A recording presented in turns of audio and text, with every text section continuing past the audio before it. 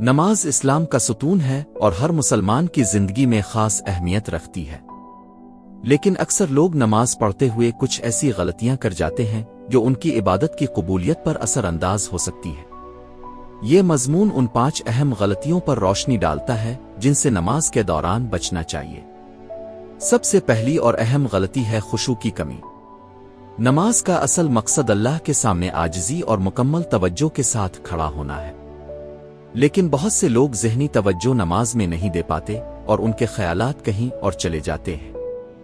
اس سے نماز کا اثر کم ہو جاتا ہے، کیونکہ نماز ایک مکمل عبادت ہے جس میں دل و جان سے اللہ کی عبادت کرنا ضروری ہے۔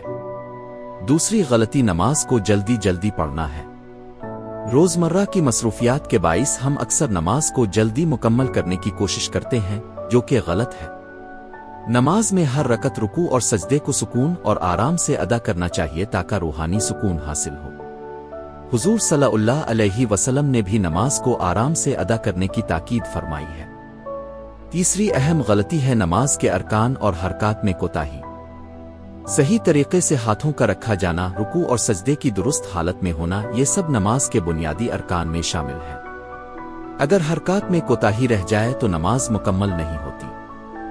اس لیے چاہیے کہ ہم اپنی نماز کی حرکات کو اچھی طرح سیکھیں اور درست طریقے سے ادا کریں۔ چوتھی غلطی ہے قرآن کی تلاوت اور اس کے الفاظ کی سمجھ بوجھ نہ ہونا۔ نماز میں سورۃ الفاتحہ اور دیگر سورتوں کی تلاوت کی جاتی ہے، لیکن اکثر لوگ ان الفاظ کو بوجھل طریقے سے پڑھتے ہیں یا ان کے معانی سے لا علم ہوتے ہیں۔ قرآن کی تلاوت کو سمجھ کر اور دل سے پڑھنا نماز کو زیادہ مؤثر اور روحانی بناتا ہے۔ اور آخر میں 5ویں غلطی ہے سنت کی نمازوں اور وتر کو نظر انداز کرنا۔ فرض نمازوں کے علاوہ حضور نبی کریم نے بہت زور دیا کہ سنت اور وتر کی نمازیں بھی باقاعدگی سے پڑھی جائیں۔ یہ نمازیں ہماری روحانی زندگی کو مضبوط کرتی ہیں اور اللہ کی قربت میں اضافہ کرتی ہیں۔ آخر میں یہ بات یاد رکھنی چاہیے کہ نماز میں بہتری ایک مسلسل عمل ہے۔ اگر ہم ان غلطیوں سے بچ کر نماز کو دل کی گہرائیوں سے ادا کریں تو اللہ تعالی ہماری عبادت کو قبول فرمائے گا اور ہمیں سکون نصیب ہوگا۔ اللہ ہمیں خشوع و خضوع کے ساتھ نماز پڑھنے کی توفیق عطا فرمائے۔